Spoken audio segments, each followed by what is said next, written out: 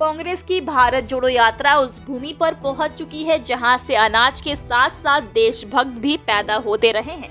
भारत जोड़ो यात्रा उस मिट्टी पर चल रही है जिस मिट्टी ने आजादी की लड़ाई में हजारों बेटों को हंसते हंसते शहीद होने के लिए मातृभूमि पर भेज दिया। राहुल गांधी की यात्रा उस मिट्टी पर पहुंच चुकी है जो शहीदों वीरों की मिट्टी है। हम बात कर रहे हैं पंजाब की, जिसके योगदान को जितना भी बखान किया जाए वो कम होगा। भारत जोड़ो यात्रा पंजाब के लुधियाना में है और वहां के लोगों का अपार समर्थन पाकर आगे बढ़ रहा है। कांग्रेस की भारत जोड़ो यात्रा कई राज्यों से गुजरते हुए पहुंच चुकी है पंजाब की धरती पर। पंजाब की उस धरती पर जिसे शहीदों वीरों और देशभक्तों का देश कहा जाता है, जहां की मिट्टी से जन्मे हजारों पूत आजादी की लड़ाई में शहीद हो गए। ये वो धरती है जहां से चंद्रशेखर आजाद और भगत सिंह जैसे सपूत पैदा हुए। इस धरती को नमन करना और चूमना गर्व की बात माना जाता है। भारत जोड़ो यात्रा उस धरती को चूमते और लोगों का अपार समर्थन लेते हुए आगे बढ़ रहा है।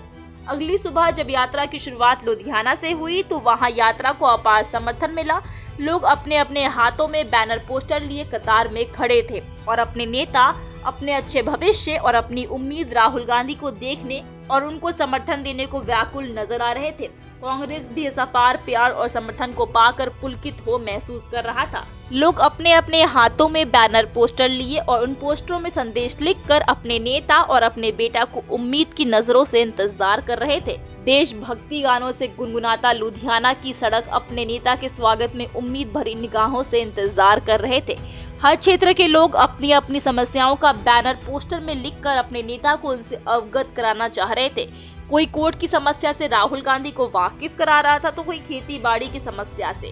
देशभक्तों की जमीन पर देशभक्ति गूंज रहा था। सबको एक ही उम्मीद है कि देश को निरंकुश शासक से मुक्ति दिलाने कोई आ गया है, कोई उनसे जुड़ने आ गया है, कोई भारत को जोड़ रहा है और नफरत पर विजय पा रहा है। लुधियाना की सड़कों पर उमड़ा भीड़ यात्रा को समर्थन और सम्मान दे रहा है।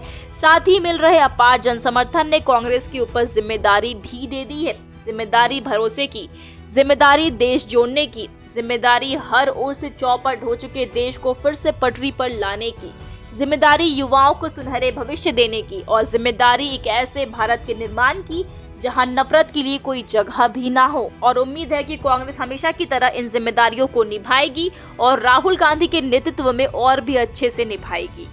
बुलंद भारत से प्रगति सिन्हा की रिपोर्ट।